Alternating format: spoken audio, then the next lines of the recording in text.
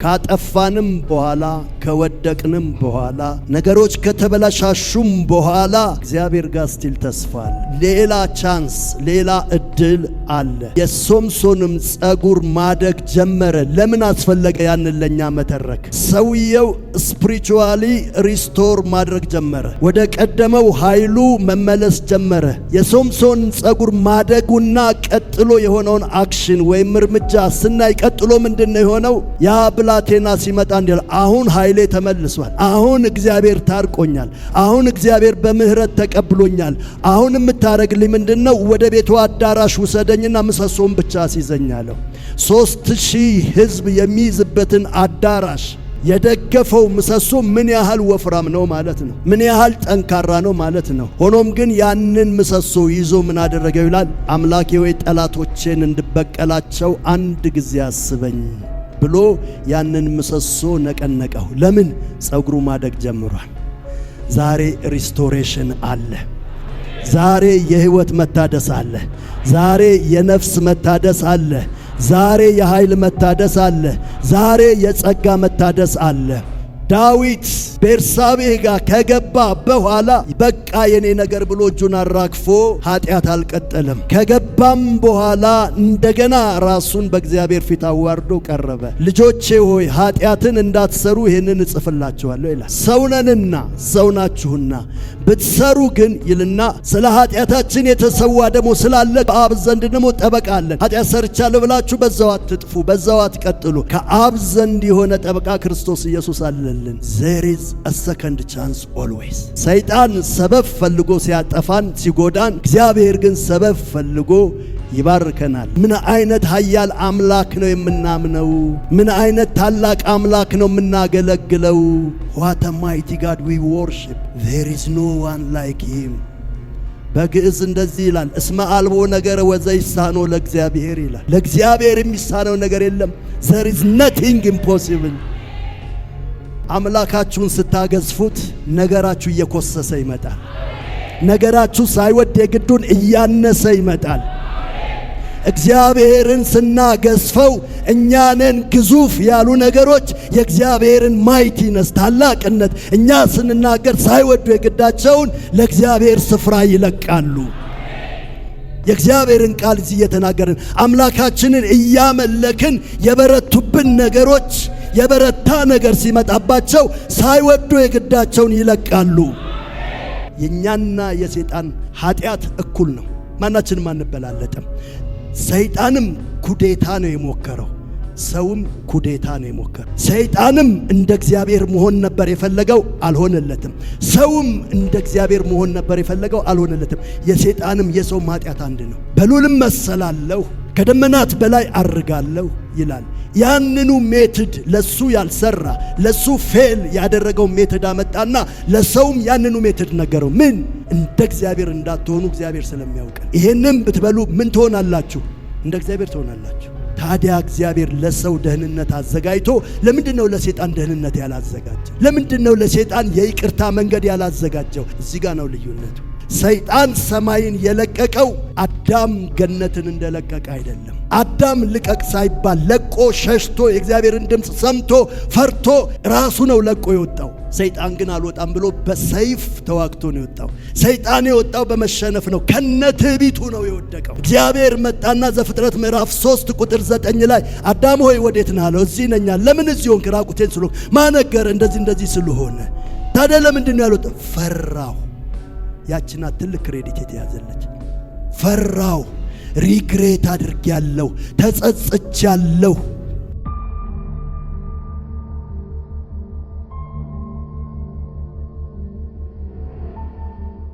መዝሙር 51 ይሄ ኮመን ቨርስ ወይም ክፍል ከሚባሉ አንዱ ይሄ ነው። ብዙ የምናነበው ከመጽሐፍ ቅዱሳችን ክፍል አንዱ እሱ ነው። የእግዚአብሔር ኃይልን ስንፈልግ መዝሙር 91ን፣ የእግዚአብሔርን ምሕረት ስንፈልግ መዝሙር 51ን። አንድ ክፍል ላነብላችሁ ነው። ቅዱሳን ሁላችሁም ስሙኝ። አትከስሩም ያልኩት አትከስሩም ነው። እዚህ ቤት ከገባችሁ ጊዜ ጀምሮ አትከስሩም። ያልነበራችሁን ነገር ጨምራችሁ አግኝታችሁ ነው የምትወጡት እንጂ እንደመጣችሁ በፍጹም አትሄዱም። እዚህ በሚቆሙት ሁሉ በቆሙት ሁሉ እግዚአብሔር የሆነ ነገር እያለ እግዚአብሔር እናንተ ውስጥ ያለውን ጉድለት እየሞላ ነው። መጽሐፍ ቅዱስ እንደዚህ ይላል፣ በነጠብጣብ ትልምን ትሞላለህ ይላል። በነጠብጣብ ትልምን ትሞላለህ ይላል። ምን ማለት ነው? ውሃ ይሄ ዝናብ ድሮፕ ነው የሚያደርገው እንጂ እንደ ቧንቧ አንዴ አይከፈትም። እና እኔ ጋር የሆነ ነጠብጣብ ታገኛላችሁ፣ ጸሎት መሪ ዘማሪው ፓስተር ጋር ታገኛል። እነኛ ሲጠራቀሙ እናንተ ውስጥ ጎርፍ ይሆናሉ። አሜን። ትልቅ ዝናብ ይሆናሉ። እንደዚህ ይላል መዝሙር 51 ቁጥር 1 አይደለም ከቁጥር 1 በላይ በቀጫጭኑ የተጻፈቻለች። ይሄ መዝሙር የተዘመረበት ምክንያት በምን ወቅት ነው የተዘመረው? ለምንድን ነው የተዘመረው? ዘማሪው በምን ሁኔታ ውስጥ ሆኖ ነው የዘመረው የሚለውን ለማብራራት ነው።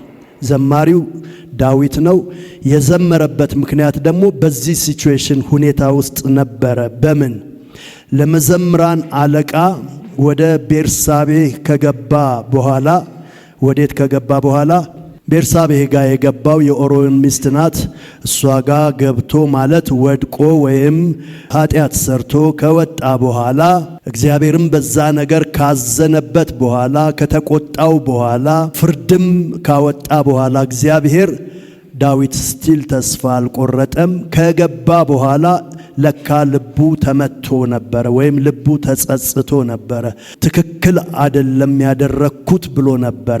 ስለዚህ ነው ቤርሳቤህ ጋር ከገባ በኋላ የምስጋና መዝሙር ሳይሆን የተቀኘው የንስሐ መዝሙር ነው። አም ሮንግ ያደረኩት ነገር ልክ አይደለም ብሎ ነው የተናገረውና ይሄ ቀጣይ ለምናገረው ሐሳብ ስለሚረዳይ ነው። ከገባ በኋላ ነቢዩ ናታን ወደ ዳዊት በመጣ ጊዜ የዳዊት መዝሙር ይላልና ቀጥሎ ይጻፋል።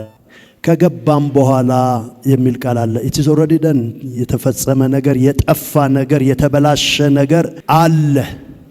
ለካ እግዚአብሔር ጋር ከሆነው ነገር በኋላም there is hope ተስፋ አለ። ይሄንን ልነግራችሁ ፈልጋለሁ። አሁን የኔ ነገር ተበላሽቷል። እግዚአብሔር በዚህ ነገር ተቆጥቶኛል። ከዚህ በኋላ ምን ማድረግ እችላለሁ ልትሉ ትችላለ። ለምሳሌ አንድ የሆነ ችግር ብንፈጥር ሕግ ከያዘን በኋላ ምንም ኤክስኪዩዝ የለም። ሕግ ከፍርድ ከእውነት ጋር ነው የሚያያዘው። ሕግ ከፍርድ ከእውነት ጋር ነው የሚያያዘው። ጽድቅ ደግሞ ከፍቅር ከምህረት ጋር ነው የሚያያዘው። ምህረት፣ ፍቅር፣ ጽድቅ። መዝሙር ላይ እንደዚህ የሚል ቃል አለ። እውነትና ምህረት ተገናኙ። የእንግሊዘኛው ቃል they kissed each other ይላል፣ ተሳሳሙ ይላል። እውነትና ምህረት በፍጹም የማይገናኙ ናቸው። ኢስትና ዌስት፣ ምዕራብና ምስራቅ እንደማይገናኙ ሊገናኙ ለዘላለም እንደማይችሉ እውነትና ምህረት አይገናኝም። እውነት ከፍርድ ጋር ነው፣ ምህረት ከፍቅር ጋር ነው። ነገር ግን እውነትና ምህረት ተገናኙ ብሎ መዝሙር ይናገራል። የቱ ጋር ተገናኙ? በክርስቶስ ኢየሱስ። ምህረትም የእግዚአብሔር ነው፣ እውነትም የእግዚአብሔር ነው። ዮሐንስ ወንጌል ምዕራፍ 8 ላይ አንዲት አመንዝራ ሴት አመጡና ይህችን ሴት ስታመነዝራ አግኝተናታል። በሙሴ ሕግ ደግሞ እንደዚች አይነት ሴት በድንጋይ ተወግራ እንድትሞት መጽሐፉ ይፈቅድልናል። አንተ ምን ትላለህ አሉት ይላል።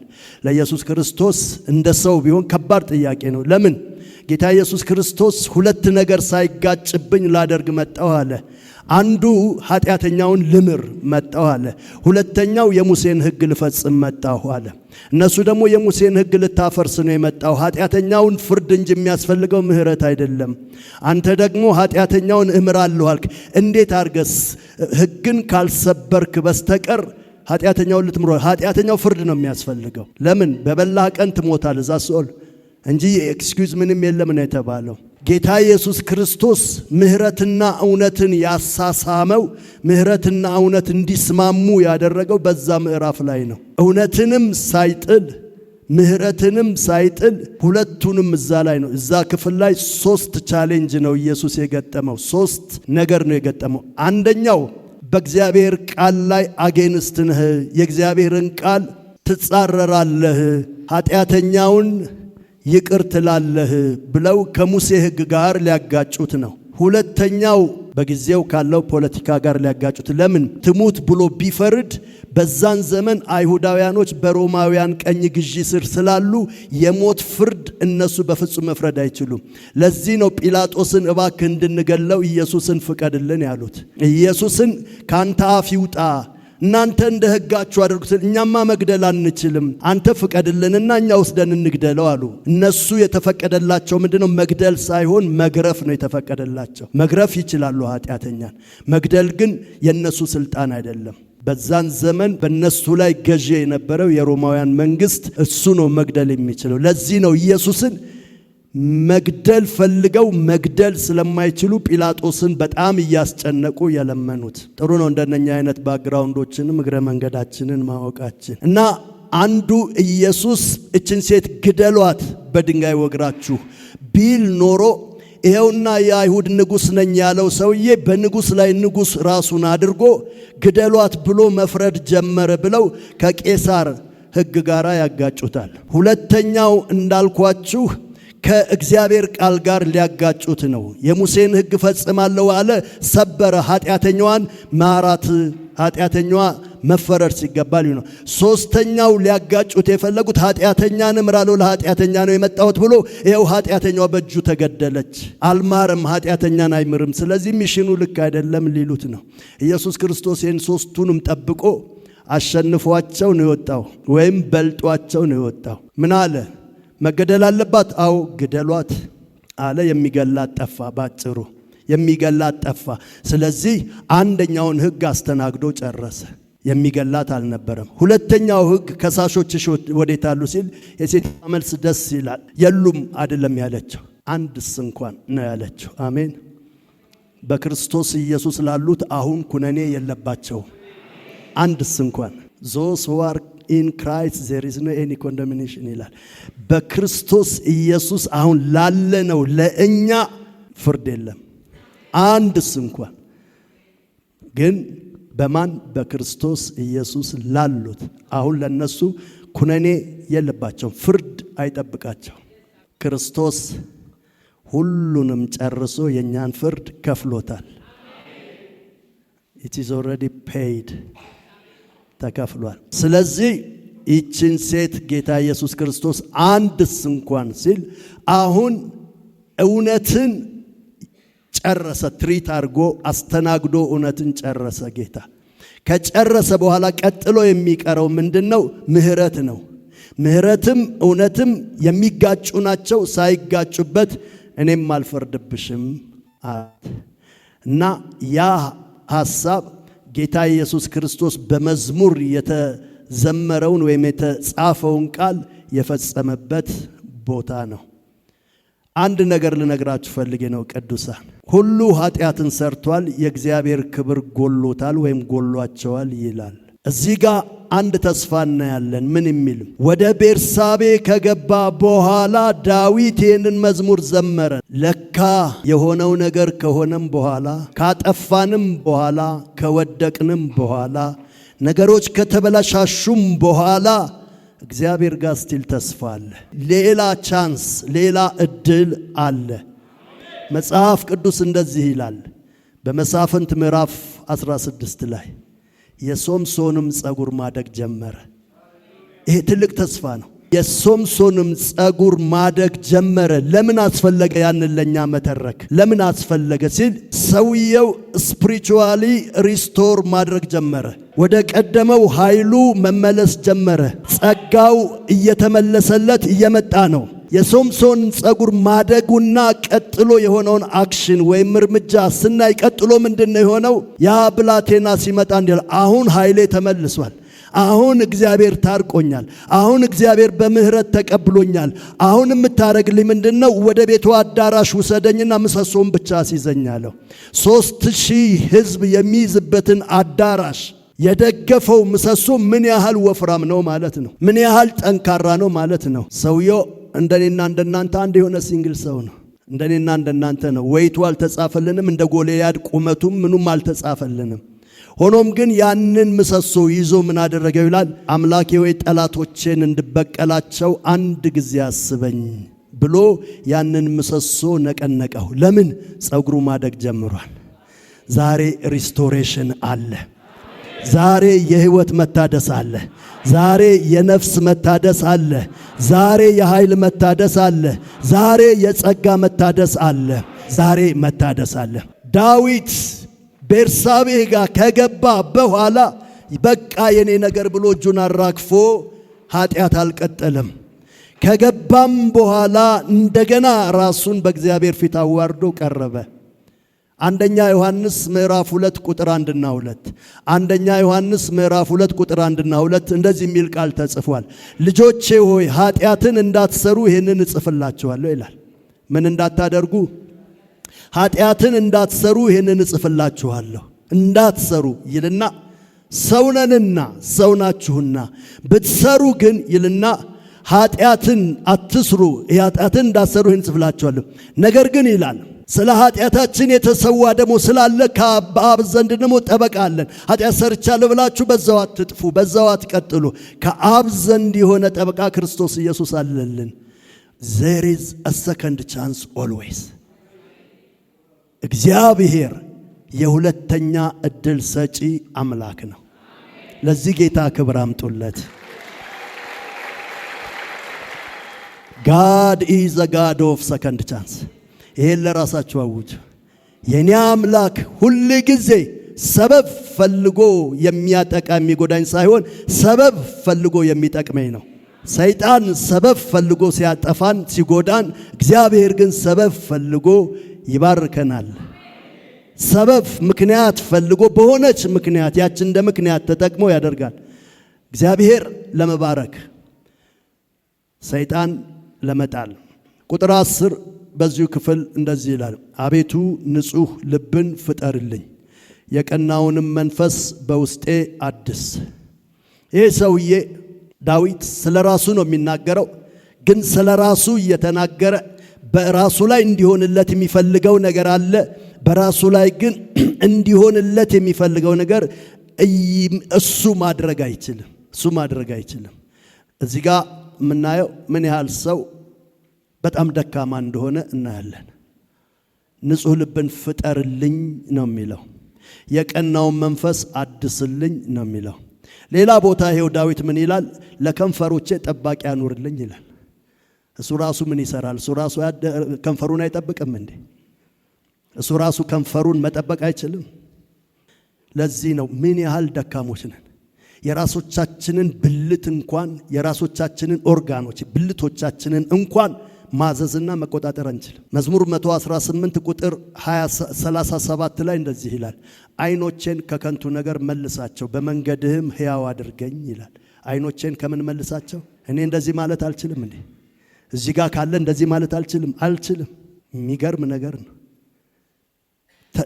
በአንደበቴ ተሸንፌያለሁ፣ በአይኔ ተሸንፌያለሁ፣ በልቤ ተሸንፌያለሁ። አቤቱ ንጹሕ ልብን ፍጠርልኝ፣ የቀናውንም መንፈስ በውስጤ አድስ። ተበላሽቷል፣ ሞቲቬ ተበላሽቷል። ጳውሎስ ሙሉን ምዕራፍ በምዕራፍ 7 ላይ የህይወቱን ስትራግል ትግል ይናገራል። መጨረሻ ላይ ክፍሉን ሲዘጋ ምን ይላል? ምንኛ ጎስቋላ ሰው ነኝ ብሎ ነው ምዕራፉን። ምንኛ ጎስቋላ ሰው፣ ለሞት ታልፌ የተሰጠው ሰው ነኝ። መልካምን ማድረግ እወዳለሁ፣ ነገር ግን መልካምን ማድረግ አልችልም። ሕግ መልካም እንደሆነ አውቃለሁ፣ ነገር ግን እኔ ማድረግ አልችልም። የምፈልገው እሱ ነው፣ ማድረግ የማልፈልገው ነው ማደርገው ይላል። ማድረግ የማልፈልገውን ግን ሳደርግ እገኛለሁ፣ ማድረግ የምፈልገውን ግን ማድረግ አልችልም። ስለዚህ ሰው አንድ ሌላ ረዳት ያስፈልገዋል። እሱም ከሱ የተሻለ ከሱ የበለጠ በጽድቅና በቅድስና በልዕልናው ከፍ ያለ አንድ ሌላ ኃይል ያስፈልገዋል። መጽሐፍ ቅዱስ እንደ እግዚአብሔር ያለ ማንም የለም ብሎ ሲል ኢሳይያስ 40 ቁጥር 25 ላይ እንደዚህ ይላል፣ እተካከለው ዘንድ እንግዲህ ቅዱሱን በማን መሰላችሁኝ ይላል የሠራዊት ጌታ እግዚአብሔር ይላል። እተካከለው ዘንድ እንግዲህ ቅዱሱን በማን መሰላችሁኝ ይላል። ምን ማለት ነው? እኔ ብቻ ነኝ ቅዱስ፣ እኔ ብቻ ነኝ ቅዱስ። ዛጋ እግዚአብሔር ኢሳይያስ ምዕራፍ 40 ላይ ስለ ማንነቱ ነው የሚናገረው። ስለ ማንነቱ፣ ስለ ማይቲነስ፣ ስለ ታላቅነቱ ይናገራል። ምድርን እንደመዘነ ይናገራል። አፈርን እንደመዘነ ይናገራል። ተራራን እንደመዘነ ይናገራል። ውቅያኖስን እንደመዘነ ይናገራል። በጣም የሚደንቅ ነው። ውቅያኖስን በምኑ ነው የመዘነው? አንድ እፍኝ ናቸው ይላል። አሁን ይታሰባል። እስኪ የእናንተን እፍኝ ስንት ውሃ ይሞላዋል? ምናልባት ግማሽ ሊትርም አይዝም የኛ እፍኝ። የእግዚአብሔር እጅ ግን ውቅያኖስን አንድ እፍኝ አድርጎታል። የእግዚአብሔር እጅ ምን ያክላል? እንደገና ደግሞ እንዲህ ይላል፣ ሰማይን ለዙፋኑ ምድርን ደግሞ ለምኑ? የእግዚአብሔር እግር ምን ያክላል? የሱ እግር ዩኒቨርስን ምድርን ሁሉ ይሞላዋል ማለት ነው። ይሄን ሲናገር ምን ማለት ነው? እኔ የሌለሁበት ስፔስ፣ እኔ የሌለሁበት ቦታ ምንም የለም። እኔ የሌለሁበት ቦታ ምንም የለም ማለቱ ነው። የምድርን አፈር ሰብስቦ በሚዛን ላይ አድርጎታል። ተራሮችን ደሴቶችን እንደ ቀላል ነገር ያነሳል ይላል። ዘጸአት ምዕራፍ 15 ላይ ማርያም ስትዘምር እንዲህ አለች፣ ውሆቹን በእስትንፋሱ ከመራቸው ይላል። የኤርትራን ባህር ማለት ነው፣ ውቅያኖስን ማለት ነው። ምዕራፍ 14 ላይ እዛው ዘጸአት ላይ ምን ይላል? እግዚአብሔርም ሌሊቱን ሙሉ የምስራቅን ነፋስ አነፈሰ ይላል። ሌሊቱን ሙሉ አነፈሰ። ያ የምስራቅ ንፋስ ምንድነው ስንል ማርያም በ15 ውሆችን በእፍኙ ውሆችን እንደ ግርግዳ አድርጎ ከመራቸው በእስትንፋሱ። ዛሬ እግዚአብሔር በእስትንፋሱ መጠረግ ያለበትን ይጥረግላችሁ። ቆይ ደግሜ ልበል ስሙኝ። ሌሊቱን ሙሉ እግዚአብሔር ሲላደረና ውቅያኖስን ከፈለና በጠሊቅ በደረቅ ተሻገሩ ይላል። ጠሊቅ ነው፣ በደረቅ ተሻገሩ። ግብፃውያን ግን ሲሞክሩ ተዋጡ ብሎ ይናገራል። ዛሬ እግዚአብሔር በችግራችሁ ላይ ይበልበት። ለዚህ ጌታ ክብር አምጡ። he is mighty God።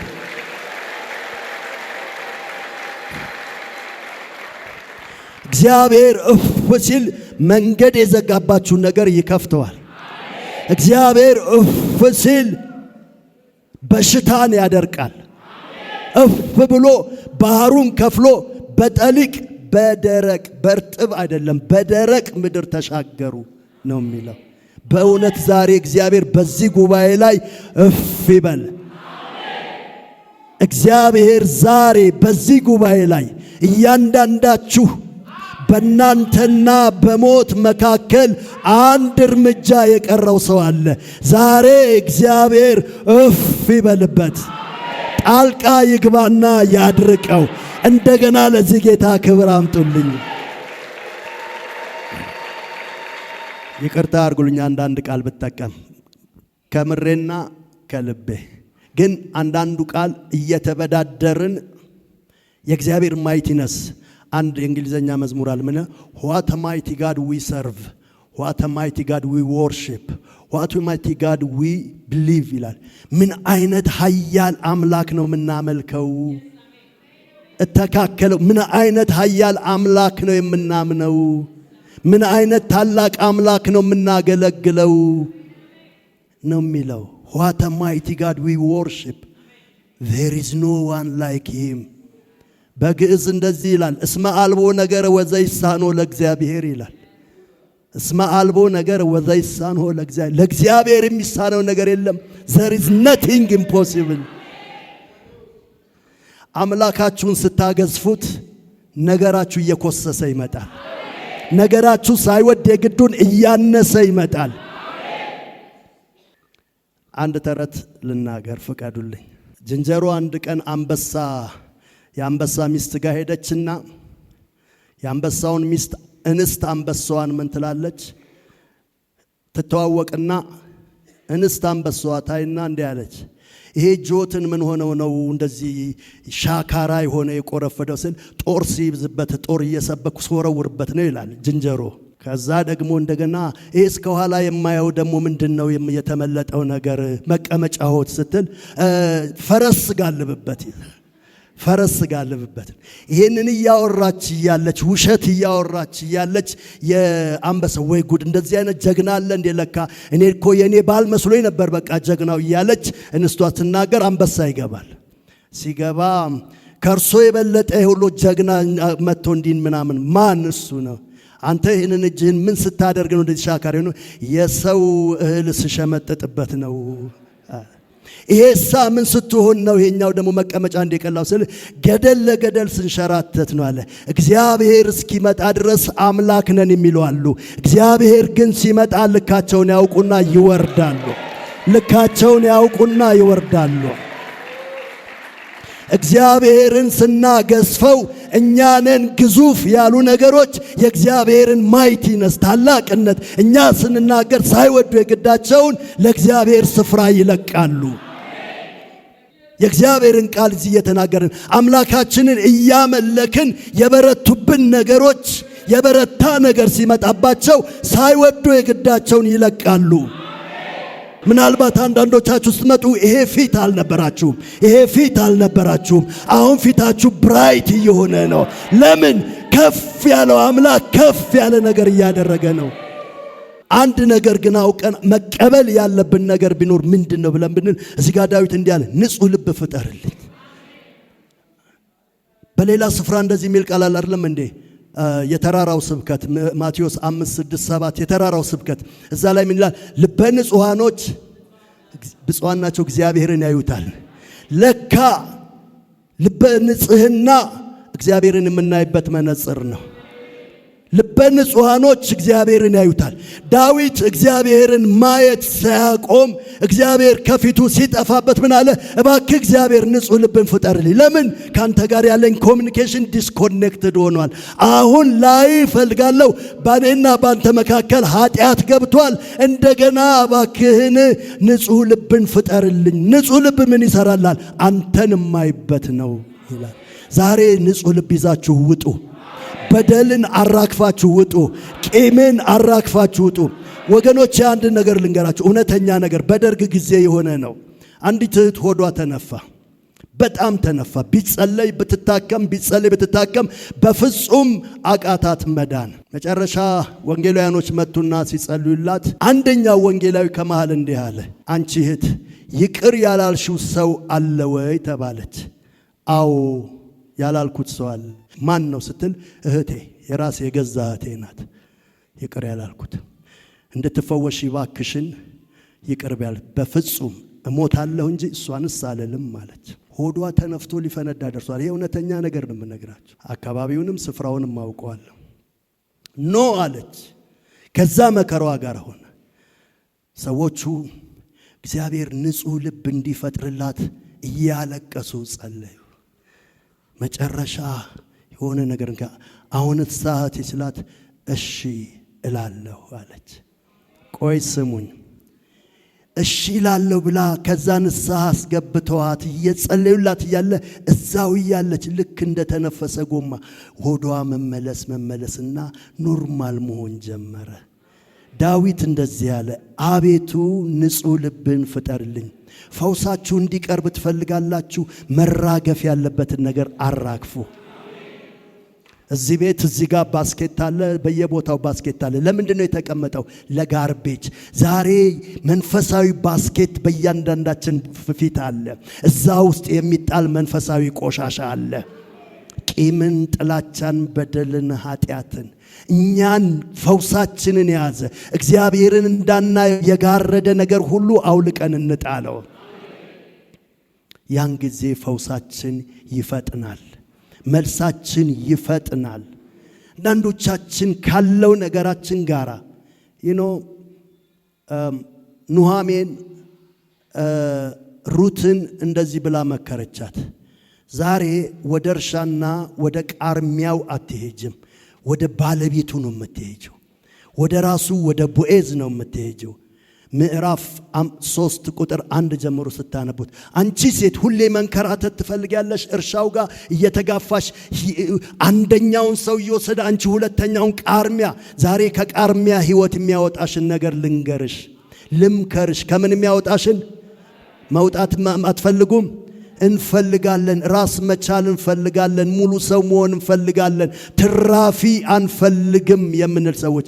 ስለዚህ ልንገርሽ፣ የምታረጊውን መልካም እንዲሆንልሽ፣ ረፍት እንዲሆንልሽ ከፈለግሽ መጀመሪያ ታጠቢ። ቀጥሎ ተቀቢ፣ ቀጥሎ ልበሺ እና ወደ ቃርሚያ እንዳትሄጂ ወደ ቦዔዝ ሂጂ አለቻት።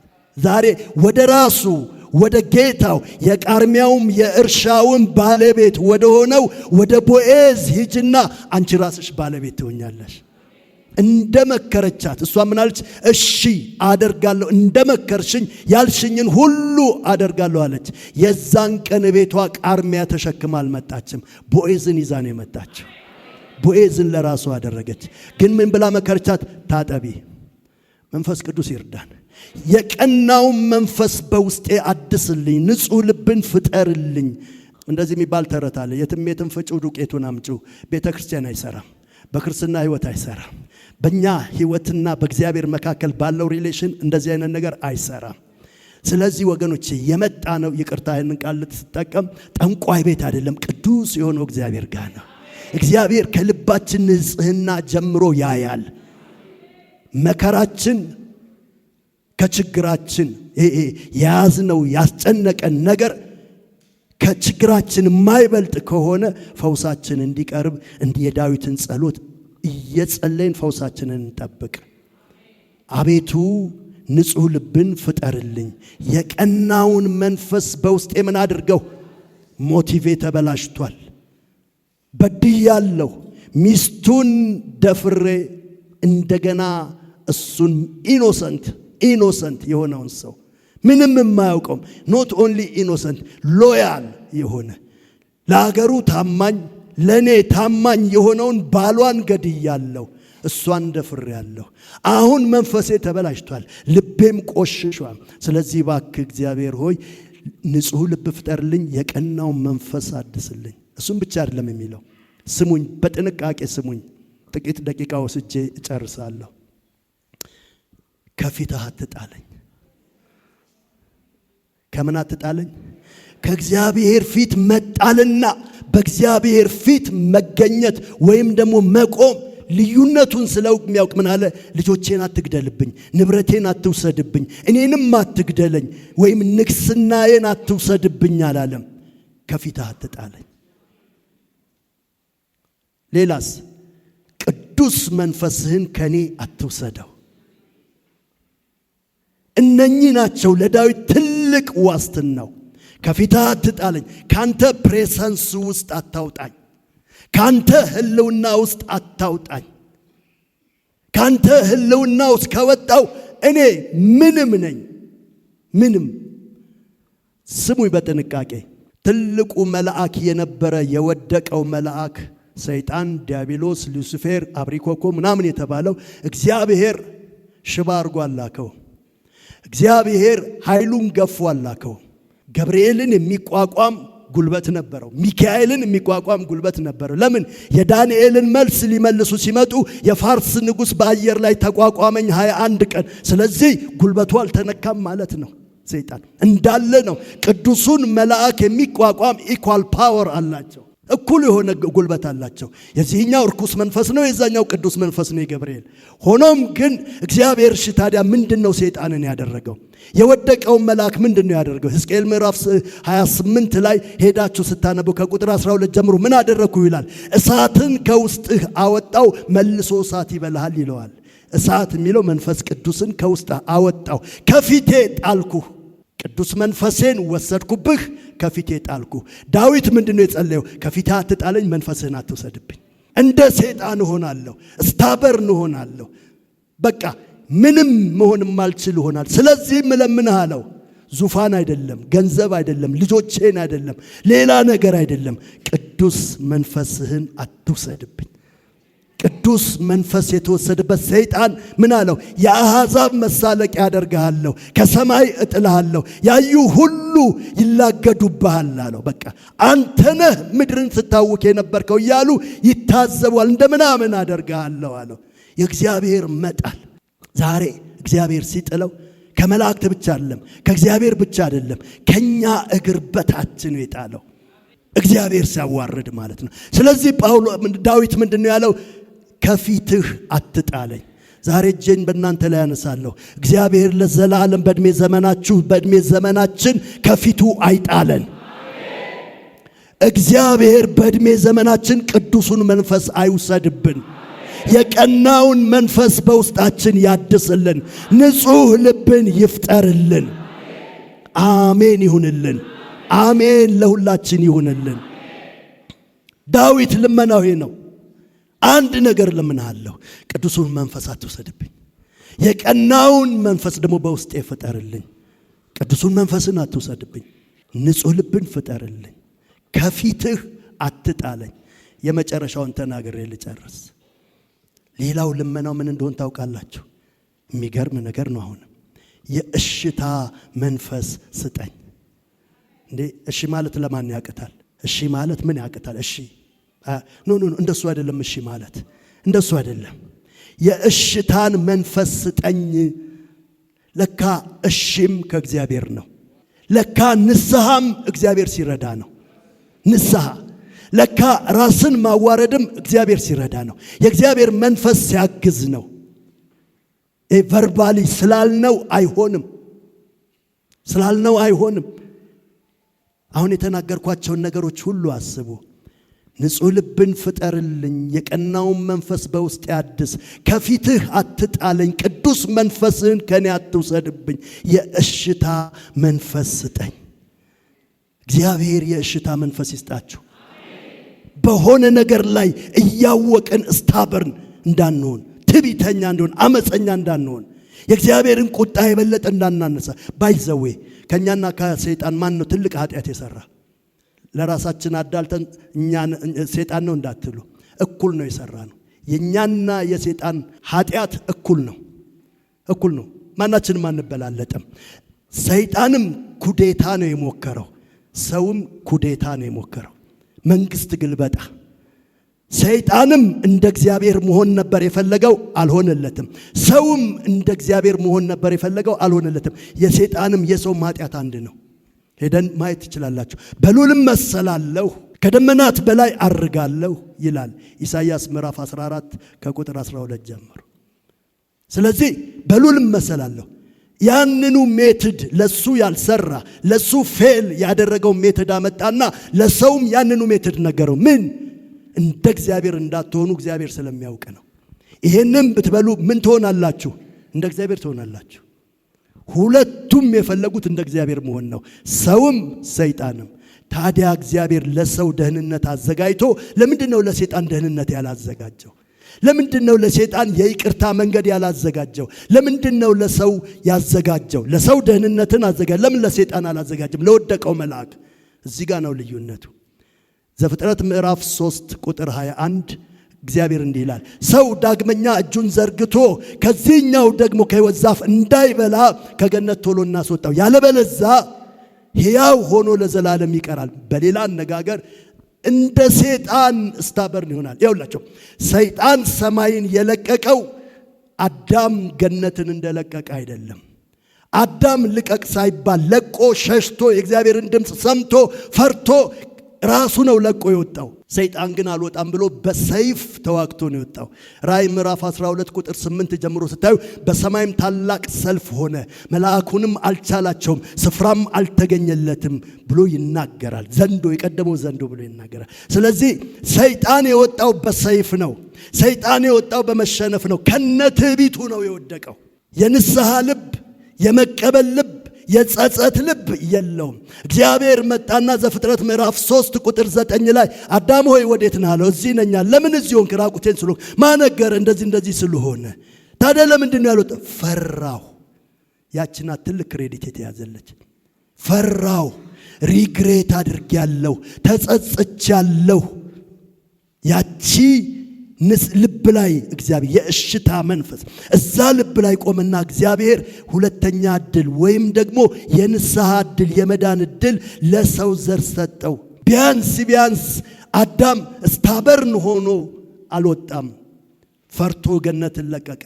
ፈርቶ በእግዚአብሔር ፊት ፈርቻለሁ፣ ራቁቴን ነኝ፣ አንተ ፊት የሚያቆመኝ አሁን አቅም የለኝም ሲል እግዚአብሔር የሆነ ሲምቦል ነገር ሰጠው። ምን? እንካ ነውርህን ሸፍን አለ። ምንድነው የሰጠው? ቅጠል፣ ቁርበት። ከየት መጣ ቁርበት? ቁርበት አልነበረም። ቁርበት አልተፈጠረም። ቁርበት ሕያው አይደለም። ያኔ አንድ የታረደለት ነገር አለ። የሱን ነውር ለመሸፈን የሱን ገበና ለመሸፈን አንድ የሆነ ኢኖሰንት የሆነ በአዳም ጉዳይ ውስጥ የማያገባው ነገር ከገነት ተወስዶ ለሱ ታርዶለታል። ዛት ኢዝ ክራይስት። ለዚህ ጌታ ክብር አምጡ። ገና ዓለም ሳይፈጠር የኛን ደህንነት ጌታ ሰርቶ ጨርሶታል።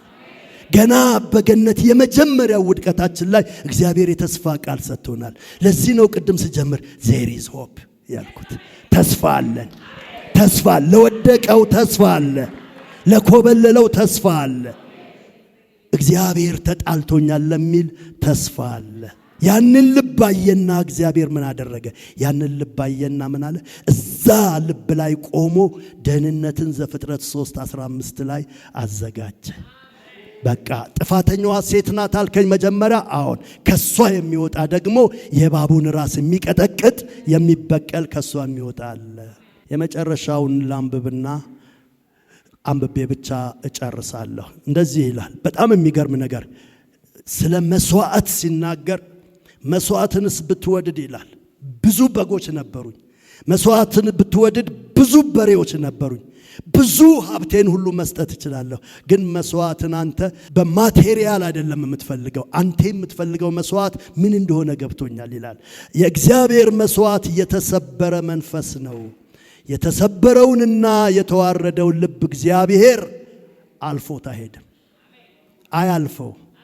የተሰበረውንና የተዋረደውን ልብ እግዚአብሔር ረግጦት አይሄድም፣ ንቆት አይሄድም። ስለዚህ የእግዚአብሔር ትልቁ መስዋዕት እዚህ የምትሰጡት ገንዘብ አይደለም። እሱን አይደለም የሚመዝነው። የእናንተን ልብ የኔን ልብ ነው የሚመዝነው። ጥሩ ነው መስጠታችን። ከእግዚአብሔር ልብ ስንነካ ነው እሱንም የምናደርገው ከደስታ ትልቁ መስዋዕት እግዚአብሔር የሚያሸተው ግን የተሰበረውንና የተዋረደውን ልብ እግዚአብሔር አይንቅም። ወገኖቼ ይሄ ለዛሬ ፕሮግራማችሁ ብቻ አይደለም የሚያገለግላችሁ፣ ለእድሜ ዘመናችሁ ላይፍ ፕሪንሲፕል ነው። በጌታ ቤት ኖረን ከጌታ ጋር ህብረታችን እንዲቀጥል ለምንፈልግ ሁሉ ንጹህ ልብ ያስፈልገናል። የቀና መንፈስ ያስፈልገናል። የእግዚአብሔር መንፈስ ሁልጊዜ ያስፈልገናል። ከፊቱ አለመጥፋት ያስፈልገናል። የእሽታ መንፈስ ያስፈልገናል። ልባችን መንፈስ ቅዱስ በሚወቅሰን ነገር ሁሉ ጠንካራ አንሁን። ባል ለሚስቷ፣ ሚስት ለባሏ የእሽታ መንፈስ፣ የመቀባበል መንፈስ፣ ምናልባትም እኛ አለቃነን ከኛ ታች እጃችን በታች ከነሱም ጋራ የመቀባበል መንፈስ ያስፈልገናል። ጌታ ይርዳን። ይህንን ካደረግን እነግራችኋል፣ የዛሬ ነገራችን ብቻ አይደለም፣ ብዙ የተጣመሙ ነገሮችን ይቀናሉ። ብዙ የተበላሻሹ ነገራችን መስመር ውስጥ ይገባሉ። ዛሬም ለሚቀጥለው ፈውስ፣ ለሚቀጥለው አገልግሎት ለመገናኘት እነኚህን ነገሮች በውስጣችን ተግባራዊ እናድርግ። ከኔ ጋር መራገፍ መውደቅ የሚገባው ነገር አለ። ያንን አርገን ስንጠብቀው እግዚአብሔር በእኛ መንገድ ያልፋል።